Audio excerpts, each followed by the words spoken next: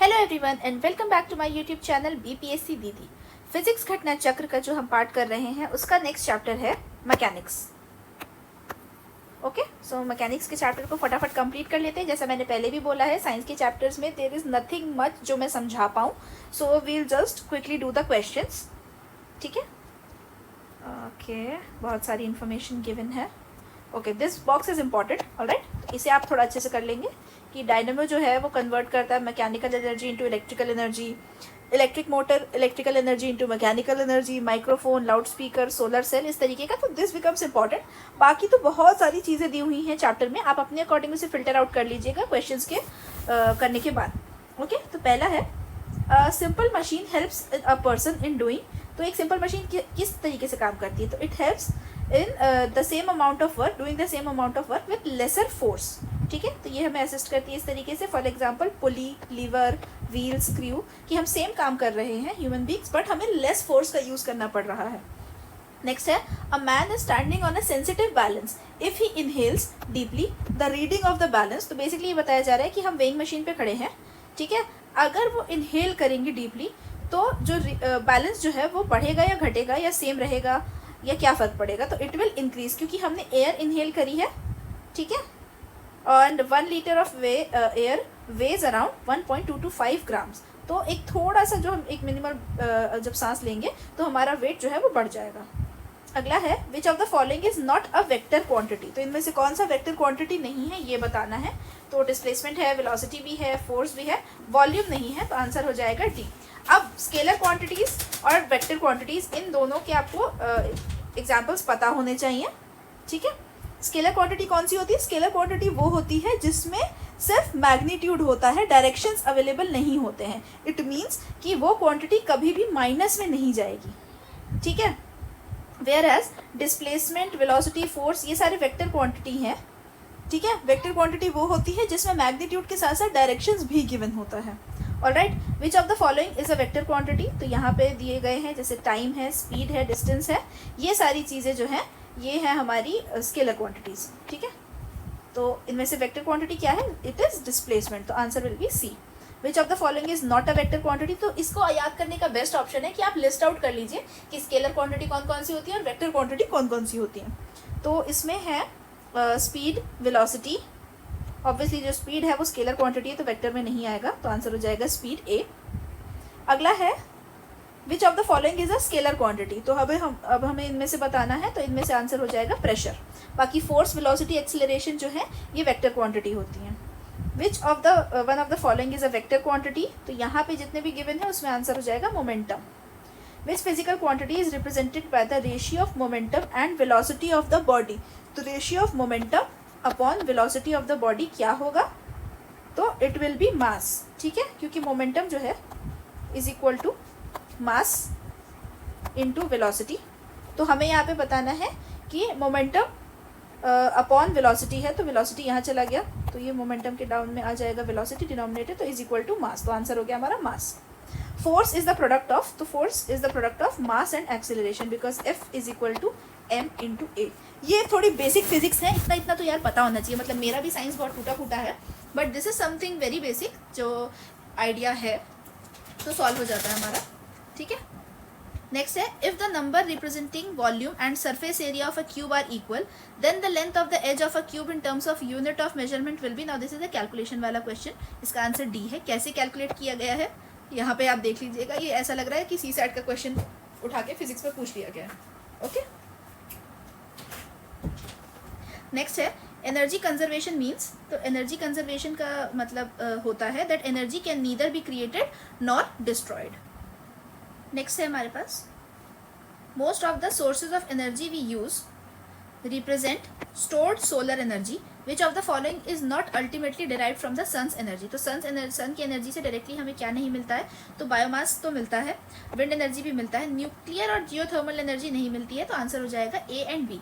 ये geothermal energy वो है, वो जनरेट होती है अर्थ के अंदर से। ठीक है, एंड न्यूक्लियर एनर्जी तो nucleus of core of atoms वाली चीज़ हो गई, तो ये दोनों सन से डायरेक्टली रिलेटेड नहीं है, इसलिए आंसर ये है।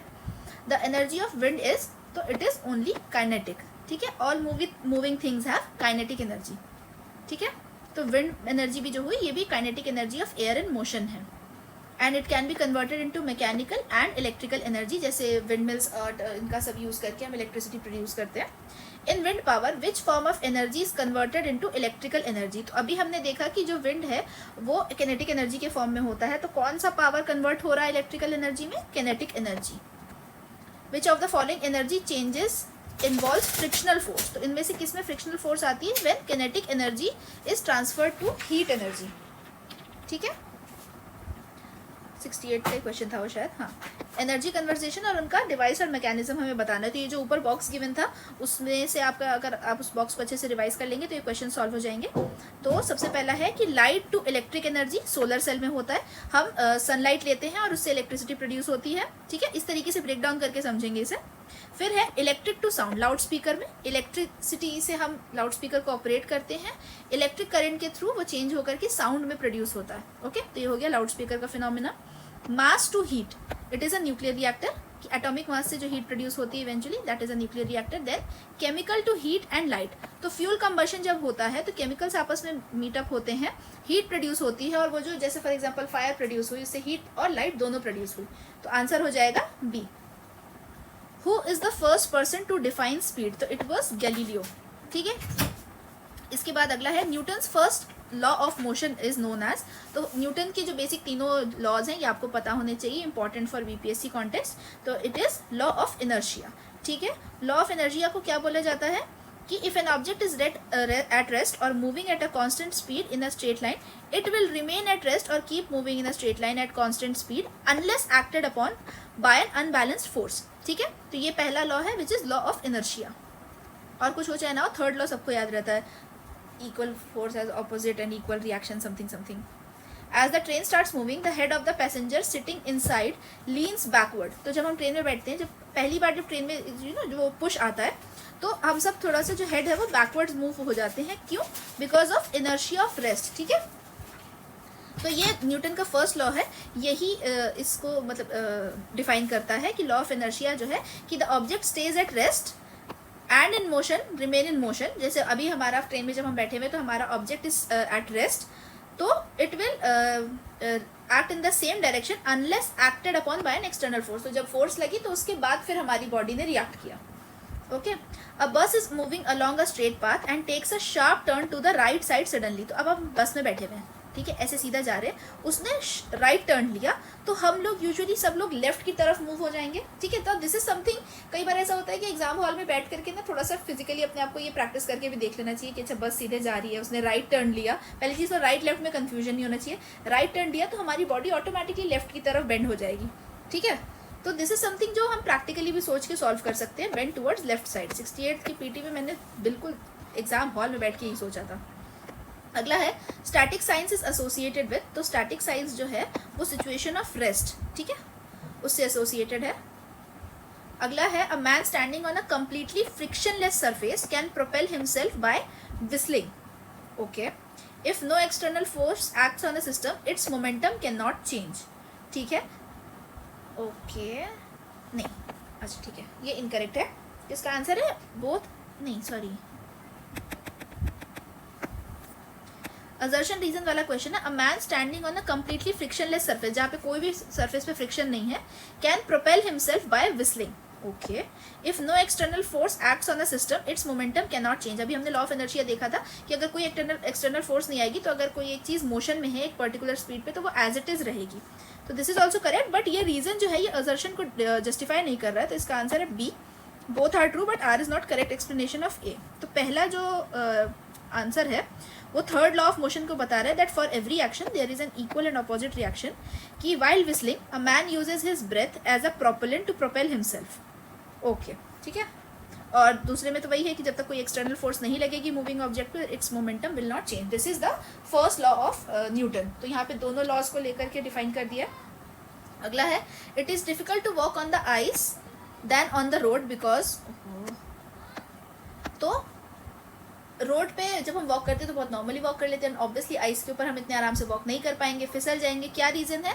Because ice has lesser friction on the road. तो फ्रिक्शन एक बहुत ही इंपॉर्टेंट फोर्स होती है जिसकी वजह से हम वॉक कर पाते हैं, हम खेल पाते हैं. ठीक है, ये सारी चीज़ें जो मूवमेंट है it is because of friction.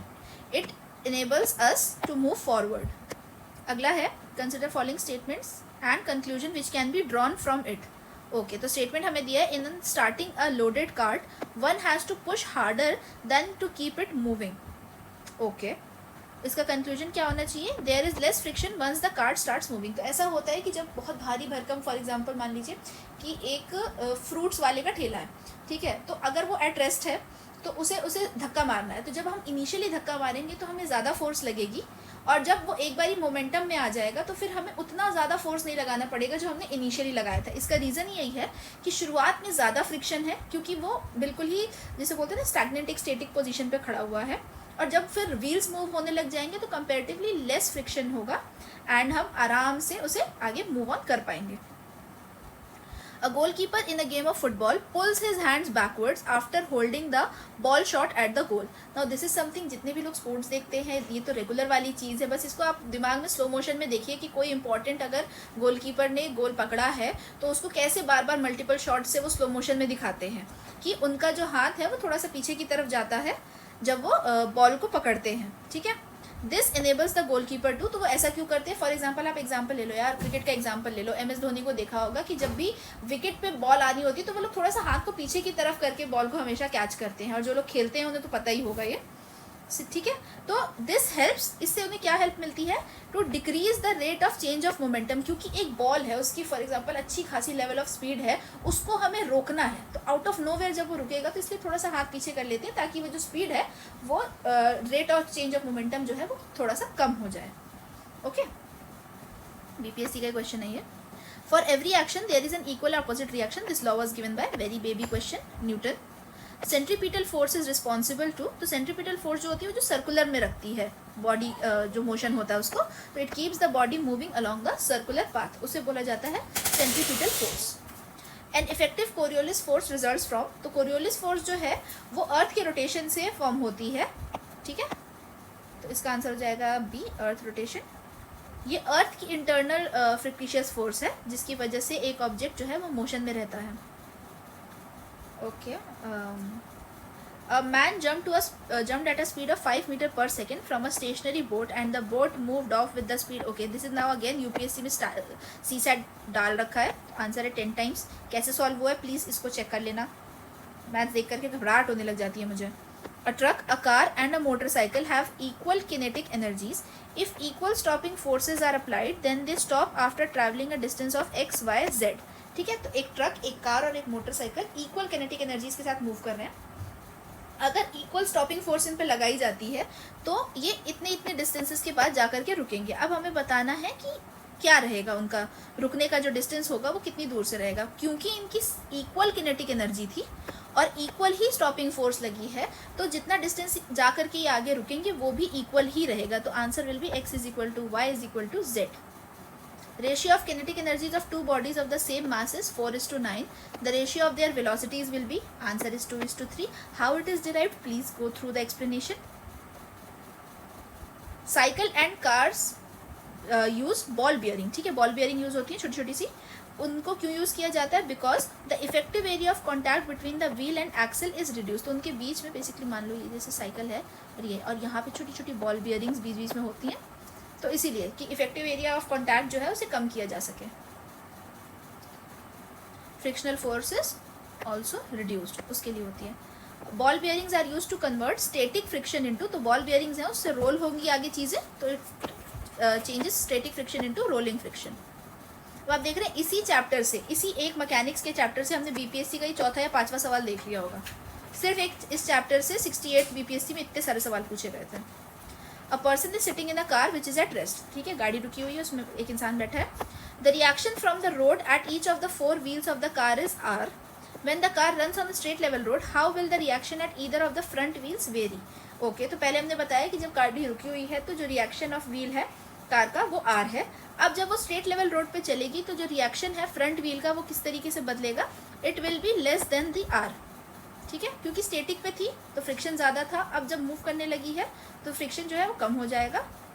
Okay, अगला है an oil tanker is partially filled with oil and moves forward on a level road with uniform acceleration. The free surface of oil then, तो oil को क्या होगा, it is inclined to the horizontal with larger depth path at the rear and, ठीक है। तो free surface जो oil का है वो इंक्लिनेशन वाले लेवल पे आ जाएगा, क्योंकि पार्शियली फिल्ड है। अगर पूरा फिल होता तो जगह ही नहीं बचती, तो ये थोड़ा सा टिल्टेड मैनर में हो जाएगा। इसका आप एक बार ना ट्राई करना कि इसी क्वेश्चन को एग्जांपल के तौर पे आप एक गूगल पे सर्च करो कि आपको कोई सी इमेज शो हो जाएगी ना, तो उससे पिक्चर मेमोरी आपको ज़्यादा बेटर स्ट्रॉन्ग होगी। यहाँ पे तो मैं आपको ऐसे इमेज शो नहीं कर सकती हूँ। ओके, नेक्स्ट है अ 4-wheel vehicle moving in a sharp circular path at high speed will. तो एक बहुत ही शार्प सर्कुलर पाथ पे एक गाड़ी चल रही है हाई स्पीड पे, तो उससे क्या होगा? तो overturn about it's outer wheels, okay, overturn about it's inner wheels. Now this is very technical question, ये तो मुझे भी नहीं होता, मैं ऐसे सवाल में सीधा स्किप करती हूँ। स्किड आउटवर्ड्स, तो बाहर की तरफ स्किड करेगी। अगर ओवरटर्न भी होगी तो टुवर्ड्स इट्स आउटर व्हील्स होगी। बेसिकली इनर व्हील्स में कुछ भी नहीं होगा। तो आंसर है 1 और 3। तो यहाँ पे इसका रीजन दिया हुआ है कि जब कोई भी ऑब्जेक्ट एक सर्कुलर पाथ में मूव करता है तो उस पर 2 फोर्स एक्ट करती हैं। कौन सी? सेंट्रीपिटल एंड सेंट्रीफ्यूगल, ठीक है। ऑपोजिट इम्पैक्ट जब तक इनका रहता है तब तक ऑब्जेक्ट रिमेन्स इन बैलेंस, ठीक है। अगर वो रिलेटिव स्पीड से बहुत ज़्यादा तेज मूव करने लगेगा तो it will skid outwards, but which ensures to car to have a curved path on sharp circular path. If the outer portion of the road is not raised, then the vehicle will skid outwards. Okay, very technical question. अगर आप समझ पा रहे हैं बहुत अच्छी बात है, मेरी तरह नहीं समझ पा रहे हैं तो skip कर देंगे। Batsman hits a cricket ball which then rolls on the level ground. After covering a short distance, the ball comes to rest. The ball slows to a stop because तो बॉल हमने मारी, वो role होते हुए थोड़ी दूर तक गई ग्राउंड में, बट एट द एंड जाकर के कहीं पे तो बॉल रुकेगी। तो वो बॉल क्यों रुकी है?